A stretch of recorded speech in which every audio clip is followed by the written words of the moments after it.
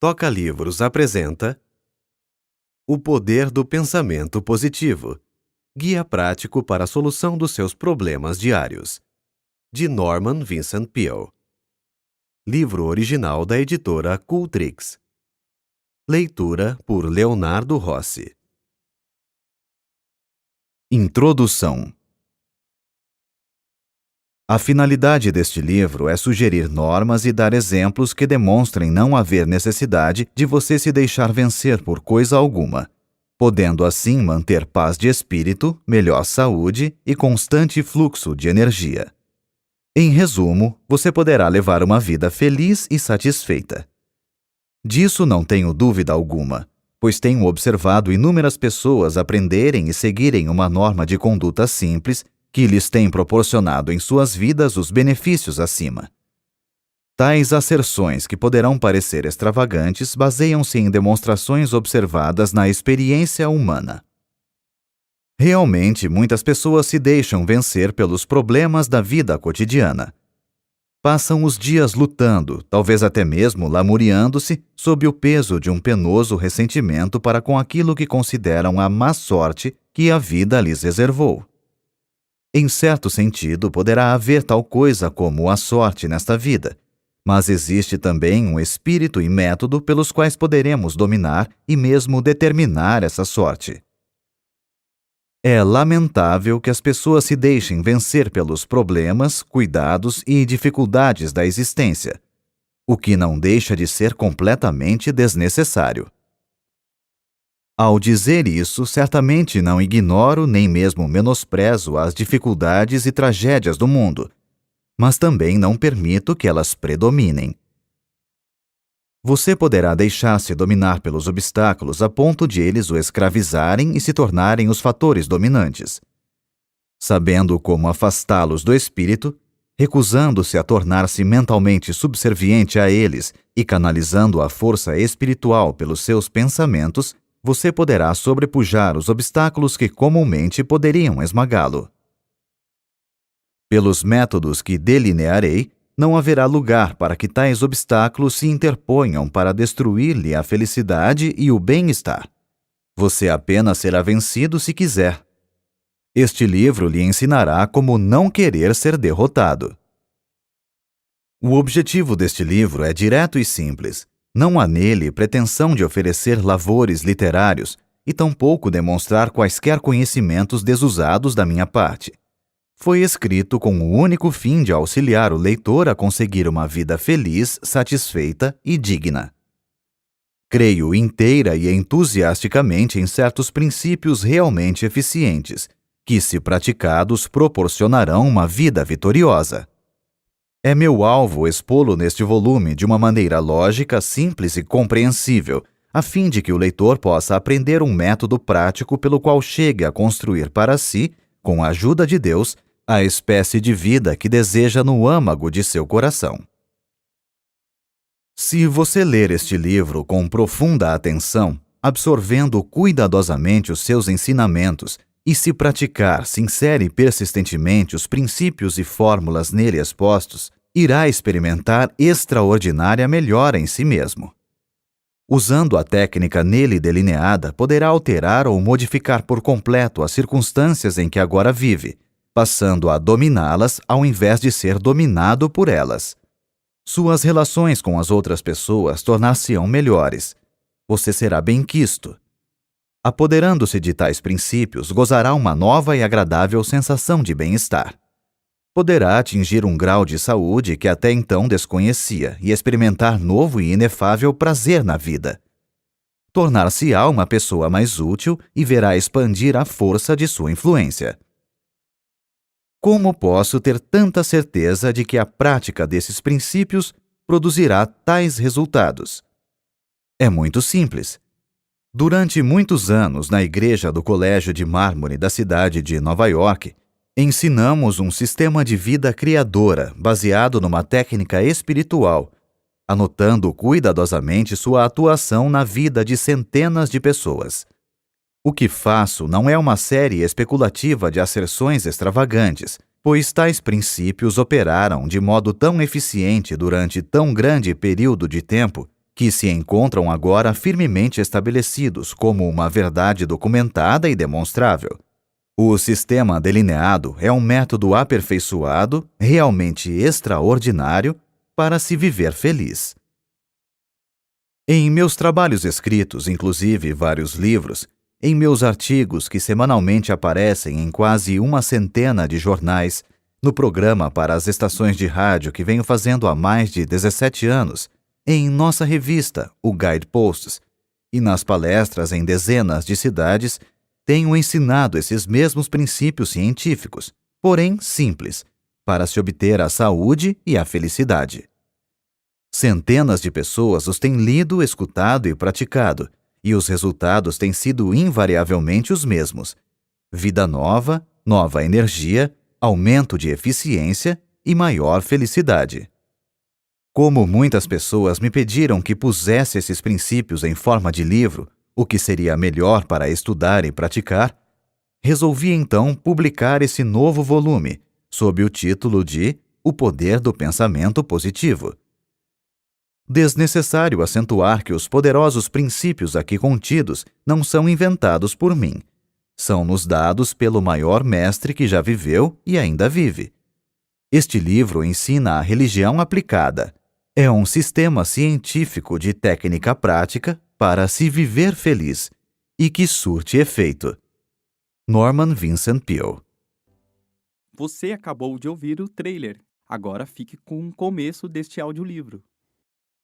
Capítulo 1. Tenha confiança em si mesmo. Tenha confiança em si mesmo. Tenha confiança em suas aptidões. Sem uma confiança simples, porém sólida em sua própria força, você não poderá ser coroado de êxito nem ser feliz. Terá, porém, sucesso se tiver a necessária confiança em si mesmo. A sensação de inferioridade e de inaptidão costuma intervir na materialização de nossas esperanças. Mas se tivermos confiança em nós mesmos, atingiremos nossos objetivos. Dada a importância dessa atitude mental, este livro auxiliará você a ter fé e a libertar a sua força interior. É contristador notar o número de pessoas que se veem prejudicadas e infelizes em virtude desse mal que popularmente se designa por complexo de inferioridade. Mas você não tem necessidade alguma de saber desse mal. Você pode vencê-lo mediante certas medidas, podendo desenvolver em si mesmo uma fé criadora, uma fé que justifica. Após falar perante uma convenção de homens de negócios no auditório de uma cidade, estava eu ainda no palco cumprimentando algumas pessoas quando se acercou de mim um homem presa de viva emoção. Perguntou-me se podia falar comigo a respeito de uma questão importante que o atormentava. Pedi-lhe que esperasse até que todos saíssem. Quando isso se deu, fomos sentar-nos nos bastidores do palco. Estou nessa cidade para tratar de um negócio mais importante da minha vida, explicou. Se eu for bem-sucedido, será a minha felicidade. Se fracassar, serei um desgraçado. Sugeri-lhe que se acalmasse um pouco e não encarasse a questão sob um aspecto assim tão desanimador.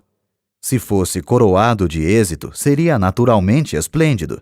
Se não o fosse, bem, começaria novamente a vida. Falta-me confiança em mim mesmo, murmurou ele com desalento. Não tenho confiança em mim, nem creio que possa adquiri-la. Sinto-me deprimido, completamente sem coragem. Realmente, lamentou, sinto-me prestes a naufragar e dizer que estou com 40 anos de idade. Por que me vejo sempre atormentado por essa sensação de inferioridade, por essa falta de confiança e essa descrença constante?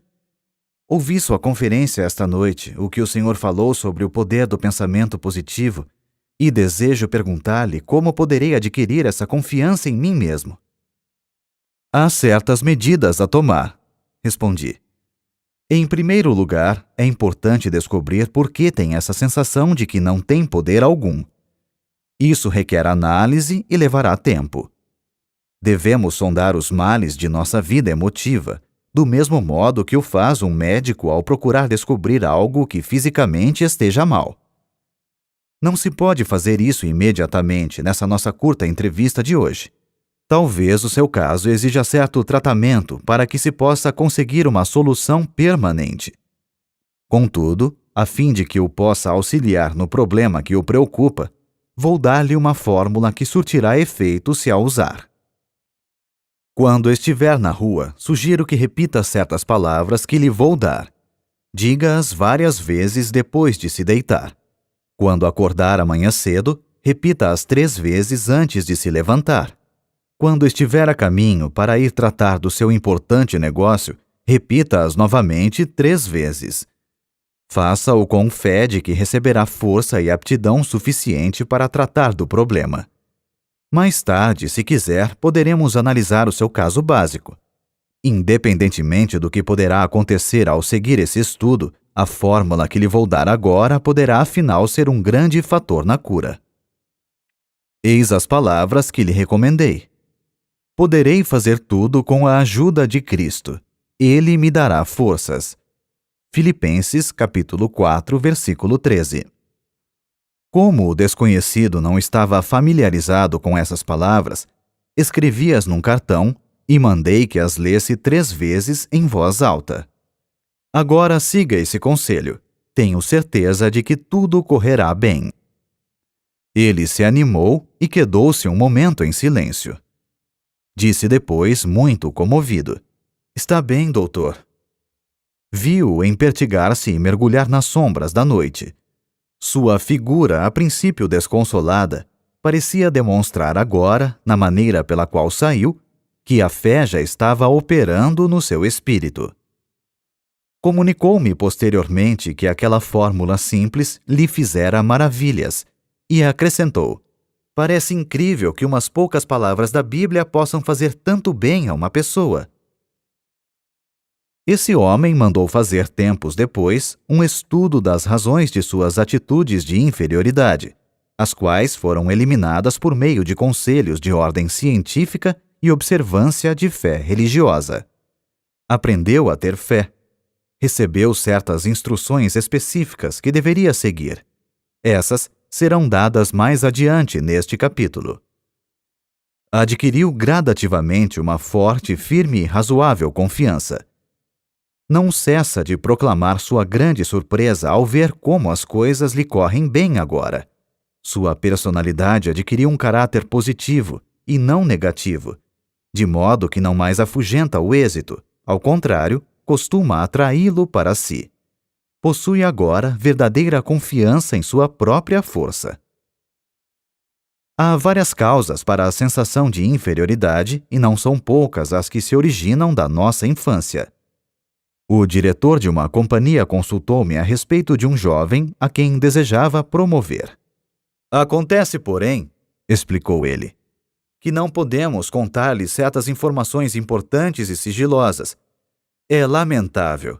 Não fosse isso, falo-ia meu assistente na administração.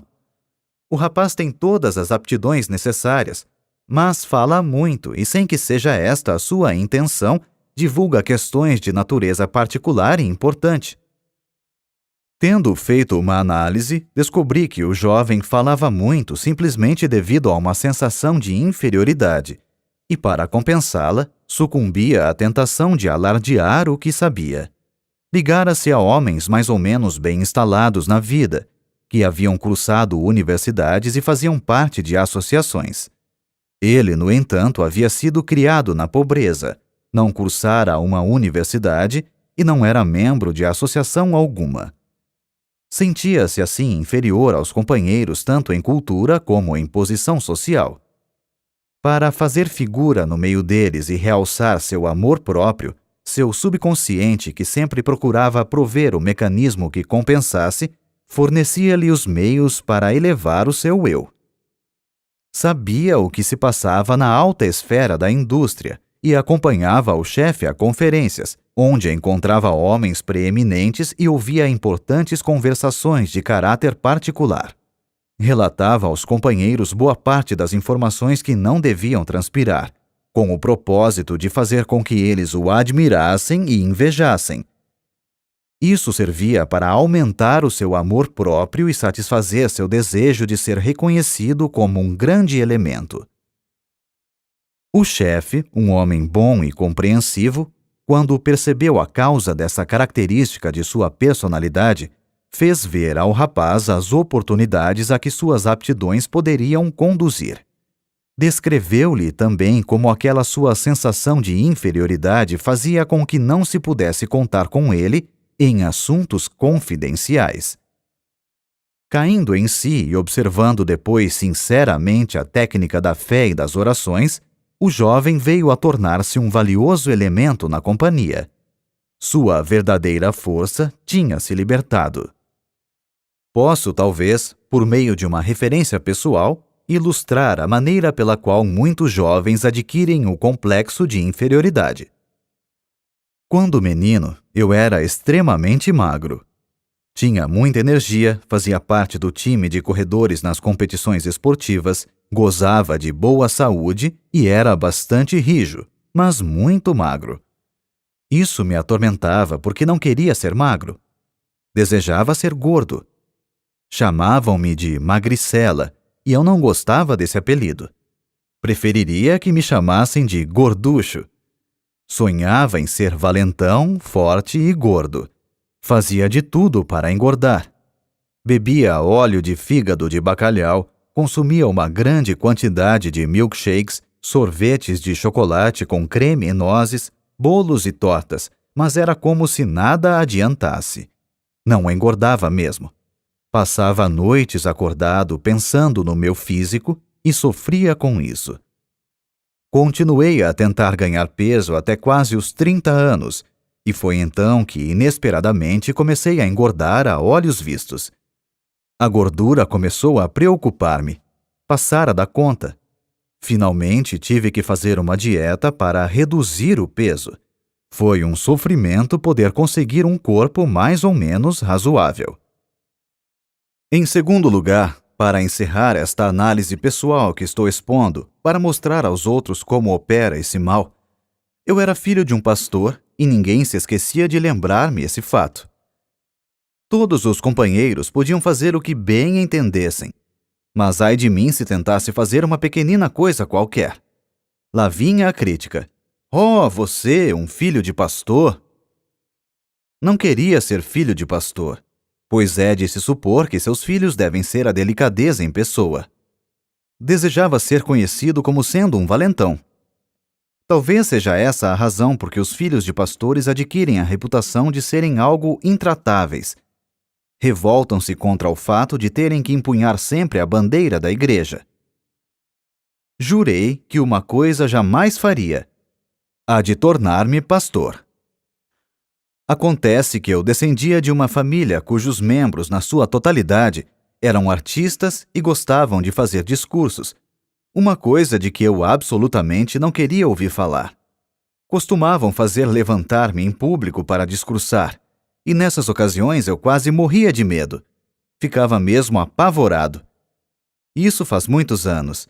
De quando em quando sinto ainda algo daquela desagradável sensação de outrora quando subo a uma tribuna para falar em público. Tinha que empregar todos os recursos conhecidos para despertar a confiança na força que, porventura, Deus me dera. Encontrei a solução do problema nas normas simples da fé que a Bíblia nos ensina. São princípios científicos e bons que podem curar qualquer pessoa do doloroso complexo de inferioridade. Empregando-os, a pessoa que sofre desse mal poderá descobrir e libertar a sua força interior, inibida em virtude de uma sensação de deficiência. Tais são algumas das origens do complexo de inferioridade que criam fortes barreiras em nossa personalidade. Ele advém de alguma emoção violenta em nossa infância, ou das consequências de certas circunstâncias ou de algo que fizemos a nós mesmos. É um mal que, da névoa do passado, surge nos recessos sombrios de nossa personalidade. Talvez você tenha um irmão que foi um brilhante estudante. Ele tirava as primeiras notas na escola e você as notas baixas, e isso durante todo o tempo do curso. Você acreditou que jamais alcançaria o mesmo êxito que estava reservado a seu irmão. Ele obtinha notas altas e você notas baixas. Isso fazia você pensar que nunca poderia melhorar sua situação. Aparentemente, não lhe passava pelo espírito que algumas das pessoas que não haviam tirado boas notas na escola eram justamente aquelas que tinham tido maior êxito na vida. O simples fato de alguém tirar notas brilhantes no colégio não quer dizer que esteja fadado a ser o homem mais importante do país, pois é bem possível que essas notas brilhantes cessem ao receber ele o diploma, e que a pessoa que teve notas baixas venha a receber depois, na vida, as verdadeiras notas altas. O segredo para eliminar o complexo de inferioridade, que é outro termo para a completa falta de confiança em si mesmo, está em impregnar o espírito de uma grande fé. Desenvolva sua fé em Deus, e isso o fará ter absoluta confiança em si mesmo. Consegue-se uma formidável confiança em si mesmo por meio de orações, lendo e absorvendo mentalmente a Bíblia e praticando as suas normas. Tratarei em outro capítulo das formas específicas de orações, mas desejo acentuar aqui que é de natureza particular a espécie de orações que produzem a fé necessária para eliminar o complexo de inferioridade. Orações superficiais, formalísticas e rotineiras não são suficientemente poderosas. Perguntaram a uma excelente senhora negra, cozinheira de uns amigos que tenho no Texas, como conseguiria vencer as suas dificuldades. Ela respondeu que os pequenos problemas podiam ser resolvidos por meio de orações comuns, mas que quando havia um problema muito grave, tornava-se então necessário muitas orações. Um dos meus mais interessantes amigos foi o finado Harlow B. Andrews, de Siracusa, Nova York, um dos melhores homens de negócios e um dos mais competentes peritos espirituais que até então conheci. Declarou ele que o mal da maioria das orações está no fato de não serem cumpridas. Aprenda a fazer orações cumpridas para que possa, com fé, chegar a um resultado. Deus avaliará a pessoa de acordo com a magnitude de suas orações. Sem dúvida, ele tinha razão, pois dizem as Escrituras: de acordo com a tua fé é que receberás. Mateus capítulo 9, versículo 29. Portanto, quanto maior o problema, tanto maior a oração. O cantor Roland Hayes citou-me uma frase do avô, um homem que não teve a educação que o neto recebeu, porém, cuja sabedoria natural era evidentemente sólida. O mal de muitas orações é de não virem do fundo do coração. Aprofunde-se em suas dúvidas, temores e inferioridades. Ore muito, faça muitas orações, fazendo-as brotar do íntimo de seu coração, e conquistará uma vital e forte confiança em si mesmo. Procure um competente conselheiro espiritual e deixe-o ensinar-lhe como ter fé. A capacidade de possuir e utilizar a fé e de conseguir a libertação da força que ela proporciona é uma habilidade que, como qualquer outra, deve ser estudada e praticada, a fim de se chegar à perfeição. No fim deste capítulo, há uma lista de 10 sugestões para se vencer o complexo de inferioridade e desenvolver a fé. Pratique-as diligentemente e elas o auxiliarão a criar confiança em si mesmo, dissipando a sua sensação de inferioridade, por mais profunda que seja.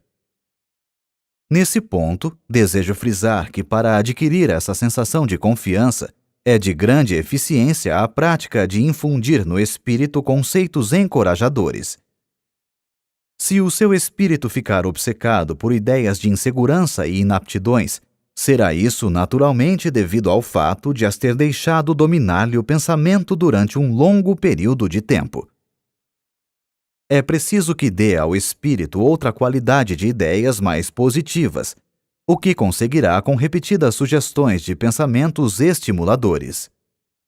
Nas árduas atividades da vida cotidiana é preciso disciplinar o pensamento se se quer educar novamente o espírito e fazê-lo um gerador de energias. É possível, mesmo em meio aos trabalhos diários, alimentar o espírito com pensamentos estimuladores. Permita-me, leitor, que lhe fale sobre um homem que assim procedia, utilizando-se de um método característico. Numa manhã de rigoroso inverno, ele veio buscar-me no hotel numa cidade do Oeste Central, para levar-me a outra cidade 35 milhas distante, onde eu tinha que fazer uma palestra. Subimos ao automóvel. Ele passou logo a imprimir certa velocidade ao carro, o que achei algo inconveniente, pois a estrada estava escorregadia. Lembrei-lhe de que dispunhamos de bastante tempo e sugeri que moderasse a marcha. "Não se preocupe quando eu estiver guiando", respondeu ele. Eu mesmo costumava sentir muita insegurança, mas acabei dominando-me. Tinha medo de tudo, de andar de automóvel e de avião. Quando alguma pessoa de minha família fazia uma viagem, ficava preocupado até que regressasse.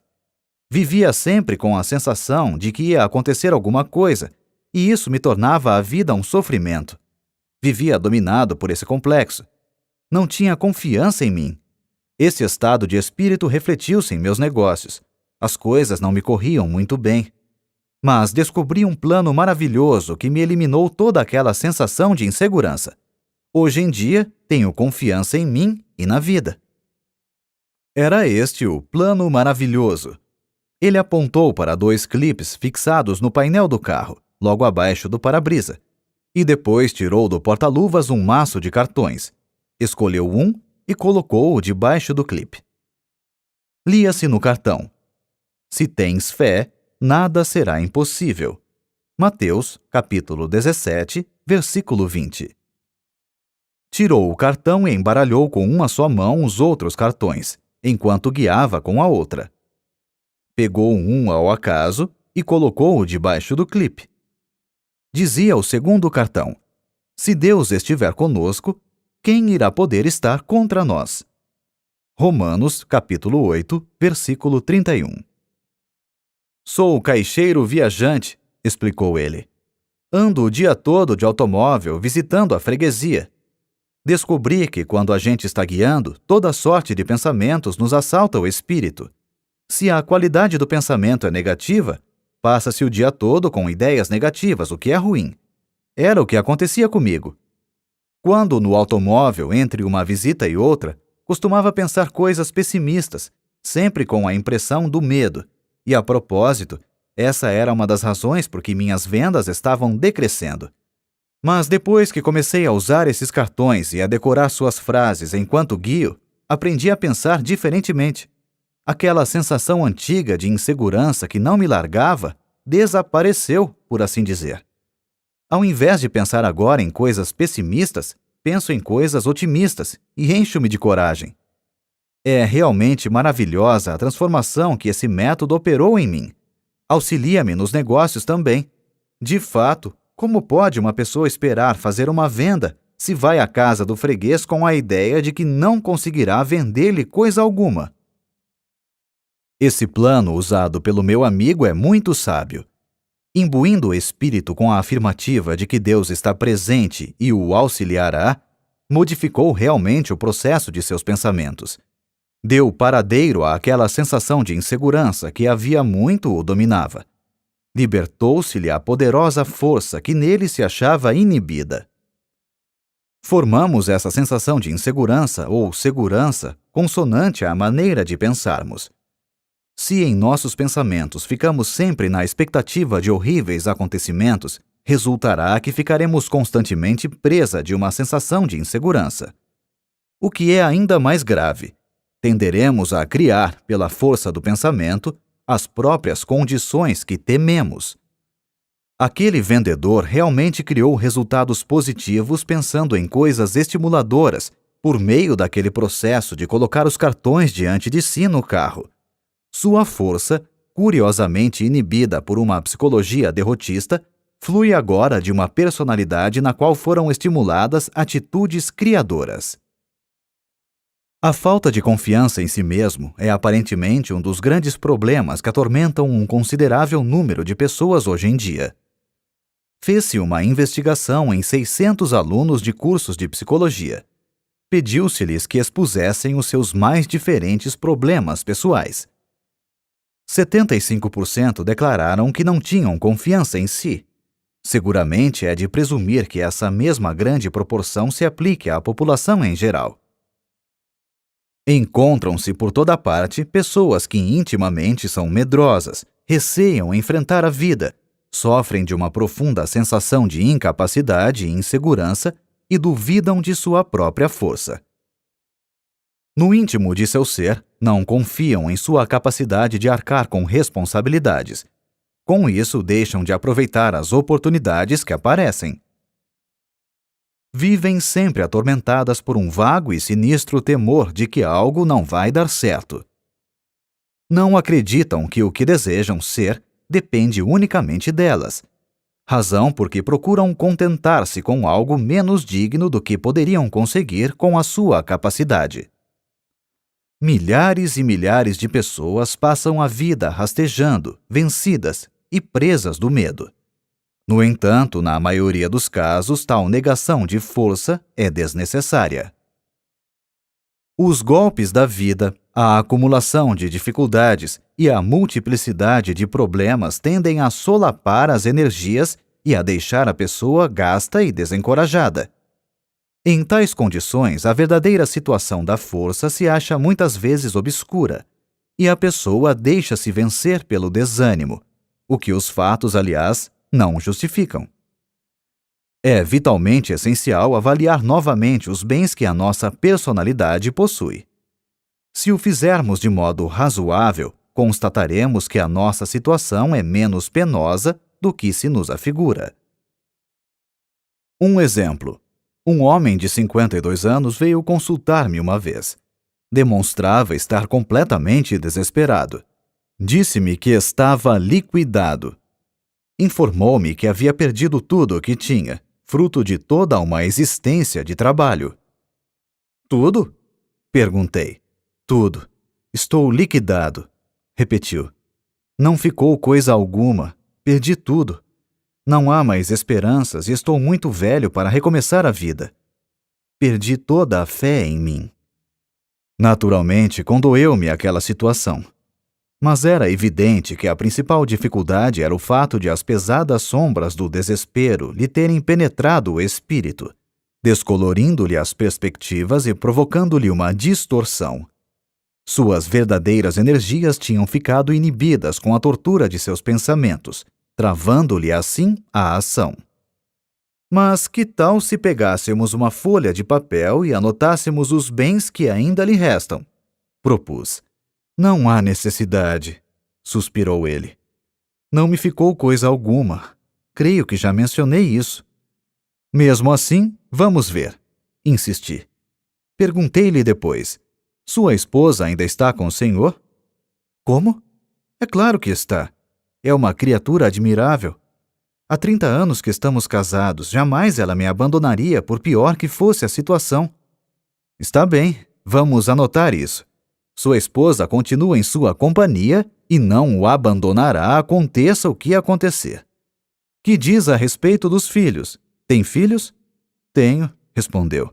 Tenho 3, e são realmente 3 criaturas adoráveis. Comoveu-me bastante a maneira com que eles logo me procuraram e disseram de seu amor por mim e que também não me abandonariam. Bem, aí temos o item número 2. 3 filhos que o amam e não o abandonarão. Tem amigos? Sim, de fato tenho alguns bons amigos. Devo confessar que foram muito corretos. Vieram visitar-me e disseram que gostariam de auxiliar-me. Mas que podem fazer? Não podem fazer coisa alguma. Este é o item número 3. Tem alguns amigos que gostariam de ajudá-lo e o têm em grande estima. Que me diz de sua integridade? Agiu mal alguma vez? Não há nada contra a minha integridade. Sempre procurei agir direito. Tenho a consciência limpa. Muito bem. Anotemos a sua integridade como sendo o item número 4. Que me diz da sua saúde? Gozo de boa saúde. Poucas vezes fiquei doente. Creio que estou em boa forma fisicamente. Anotemos isso como sendo o item número 5, boa saúde. Que acha dos Estados Unidos? Acha que continuam ainda em franco comércio e seja o país das oportunidades? Acho sim. É o único país no mundo em que eu gostaria de viver. Eis o item número 6. O senhor vive nos Estados Unidos, o país das oportunidades, e está satisfeito de viver aqui. Indaguei depois. E o que me diz de sua fé religiosa? Crê em Deus e crê que Ele o auxiliará? Sim. Não creio que teria suportado tudo isso se não tivesse alguma ajuda de Deus. Agora, vamos ver a relação dos bens anotados. 1. Uma esposa maravilhosa, casado há 30 anos. 2. 3 filhos devotados que não o abandonarão. 3. Amigos que o querem ajudar e que o têm em grande estima. 4. Integridade. Nada fez que o possa envergonhar. 5. Boa saúde. 6. Vive nos Estados Unidos, o maior país do mundo. 7. Tem fé religiosa. Mostrei-lhe na mesa a folha de papel. Olhe isso. Acho que possui tantos bens. Julgara pelo que me dissera tivesse perdido tudo. Ele sorriu meio envergonhado. De fato, não pensei nessas coisas, disse. Isso não me passou pela cabeça. Talvez a situação não seja realmente tão má, declarou pensativamente. Quem sabe? Talvez pudesse começar de novo a vida se conseguisse apenas adquirir certa confiança e pudesse sentir alguma força dentro de mim. Bem, ele compreendeu tudo e tratou de começar a vida novamente. Conseguiu fazê-lo somente depois de ter modificado seu ponto de vista e sua atitude mental. A fé varreu as dúvidas que o assaltavam, e uma força, o bastante para vencer suas dificuldades, emergiu do íntimo de seu ser. Esse incidente ilustra uma profunda verdade expressa num documento muito importante do célebre psiquiatra Dr. Karl Menninger. Disse ele: as atitudes são mais importantes que os fatos. Vale a pena repetirmos essa frase para que possamos aurir a verdade que ela encerra. Qualquer fato que enfrentarmos, por mais penoso que seja, mesmo que pareça irremediável, não será tão importante como a nossa atitude para com ele.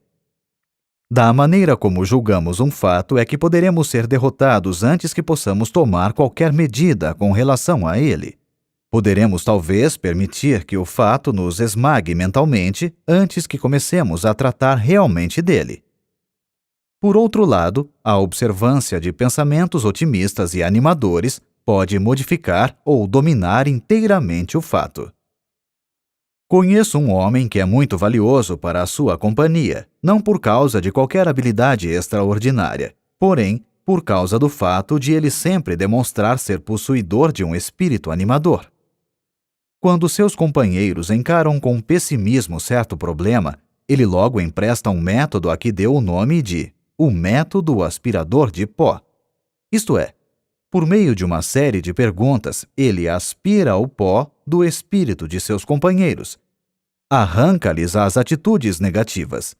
Depois, muito serenamente, sugere-lhes ideias positivas com relação ao problema, infundindo-lhes novas atitudes, as quais lhes dão nova concepção dos fatos.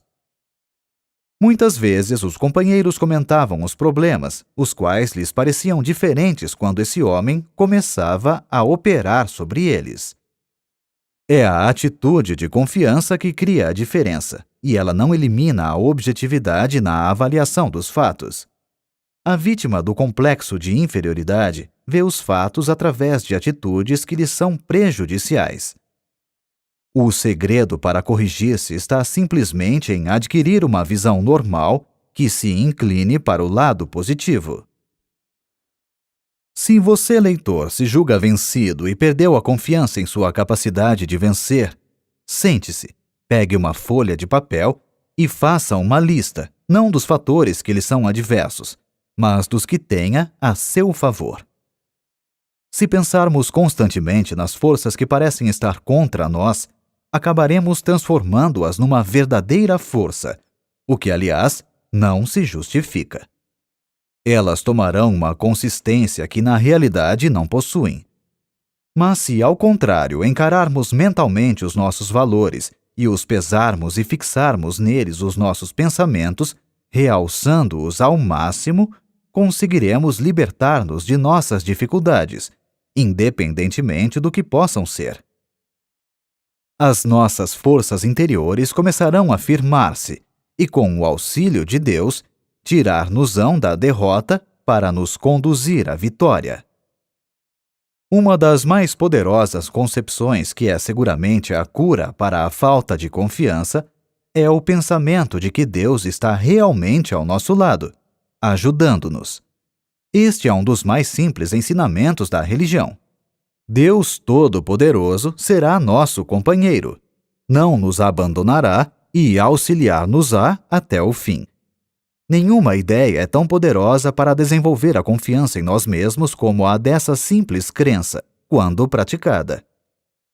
Para praticá-la, basta afirmar: Deus está me ajudando. Deus está me guiando. Leitor amigo, despenda alguns minutos imaginando sua presença. Repita depois essa afirmação com fé. Trate de seus afazeres com a ideia de que aquilo que você afirmou e imaginou é verdade. Faça essa afirmação, imagine a sua presença, tenha fé e será senhor de si. A libertação das forças que esse processo estimula o surpreenderá. A sensação de confiança depende do tipo de pensamentos que habitualmente ocupa seu espírito. Pense no fracasso e pode estar certo de que se sentirá fracassado. Pratique, porém, pensamentos estimuladores. Faça disso um hábito dominante e acabará desenvolvendo uma forte sensação de capacidade que o habilitará a vencer quaisquer dificuldades. Realmente, a sensação de confiança aumenta a nossa força.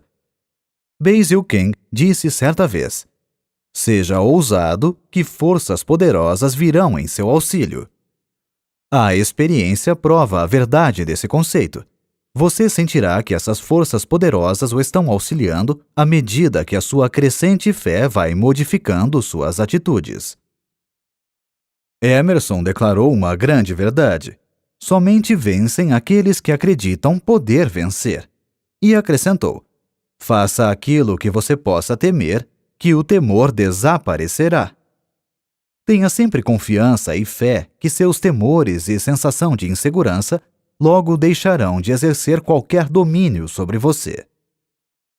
Uma vez, quando Stonewall Jackson preparava um ousado ataque, um de seus generais receoso fez objeções, dizendo que temia isso ou aquilo, etc.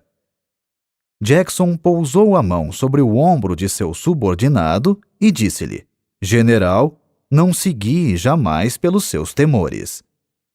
O segredo está em encher o espírito com pensamentos de fé, confiança e segurança.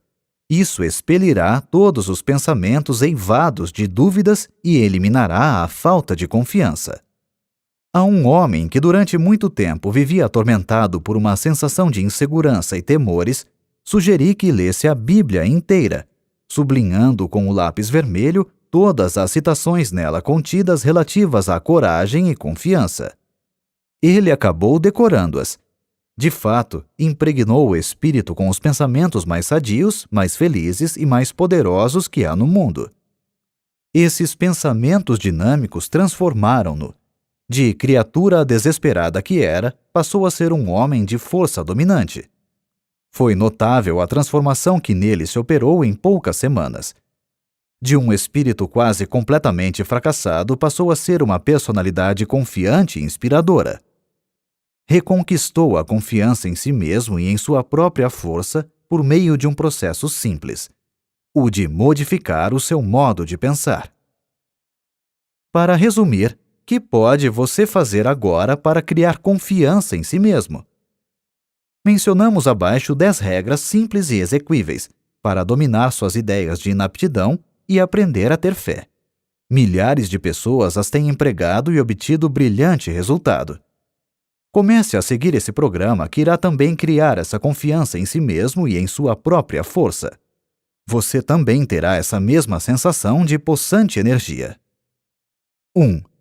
Formule e grave indelevelmente em seu espírito um quadro mental de si mesmo como sendo coroado de êxito em tudo. Mantenha sempre esse quadro no espírito. Não permita que desapareça. Seu espírito procurará desenvolver essa ideia. Jamais pense que irá fracassar. Jamais duvide da realidade dessa imagem mental. Seria perigosíssimo, pois o espírito sempre procura realizar aquilo que se imagina. Por conseguinte, imagine sempre o sucesso, por piores que as coisas lhe possam parecer no momento. 2. Toda vez que um pensamento negativo relacionado à sua força pessoal lhe assaltar o espírito, exprima deliberadamente um pensamento positivo para eliminá-lo. 3. Não crie obstáculos em sua imaginação. Deprecie todos esses pseudo-obstáculos. Reduza-os ao mínimo.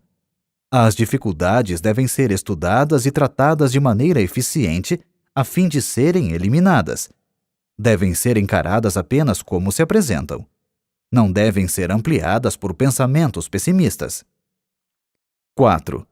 Não se deixe atemorizar por outras pessoas. Procure imitá-las. Ninguém pode ter a sua eficiência. Lembre-se também que a maioria das pessoas, não obstante mostrar confiança em si, sente-se muitas vezes tão receosa e tão hesitante quanto você. 5. Repita 10 vezes ao dia estas palavras dinâmicas. Se Deus estiver conosco, quem irá poder estar contra nós? Romanos 8:31. Suspenda aqui a leitura e repita-as agora, lentamente e com confiança. 6. Arranje um competente conselheiro para ajudá-lo a compreender a razão de ser de seu modo de agir. Conheça a origem de sua sensação de inferioridade e indecisões, a qual muitas vezes tem muitas raízes na infância. O conhecimento de nós mesmos é um fator de cura. 7. Repita 7 vezes ao dia, em voz alta, se possível, o seguinte versículo: Poderei fazer tudo com a ajuda de Cristo. Ele me dará forças. Filipenses, capítulo 4, versículo 13. Repita-o agora. Esta declaração mágica é o mais poderoso antídoto que existe na Terra para os pensamentos pessimistas. 8. Avalie exatamente a sua própria capacidade e dê-lhe depois 10% de acréscimo. Não se torne egoísta. Trate de desenvolver o respeito próprio. Tenha confiança na sua própria força como sendo libertada por Deus. 9. Entregue-se a Deus. Para fazer isso, basta dizer simplesmente: Estou entregue a Deus. Creia depois que está recebendo, nessa ocasião, todas as energias de que necessita. Sinta-as fluindo para dentro de você. Afirme que o reino de Deus está na sua própria alma. Lucas, capítulo 17, versículo 21. Na forma de uma força apropriada para enfrentar a vida. 10. Lembre-se que Deus está com você e que nada poderá vencê-lo. Creia que está agora recebendo dele toda a força necessária. Toca Livros. Baixe o aplicativo e termine essa história conosco.